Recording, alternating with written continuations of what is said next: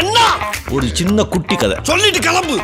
2014 ஆட்சியை பிடிச்ச மோடி உலகத்தோட உற்பத்தி மையமா இந்தியாவை மாத்திரன்னு சொல்லி மேக் இன் இந்தியா திட்டத்தை கொண்டு வந்தப்போ இனி சீனா இல்லாம நம்மளே எல்லாத்தையும் தயாரிச்சு வெளிநாட்டுக்கு ஏற்றுமதி பண்ணலான்னு சொன்னாரு. ரொம்ப பெருமையா இருந்துச்சு. ஆனா 2013 உள்நாட்டு உற்பத்தி 17.3%. இப்போ அதே 17.3% தான் இருக்கு.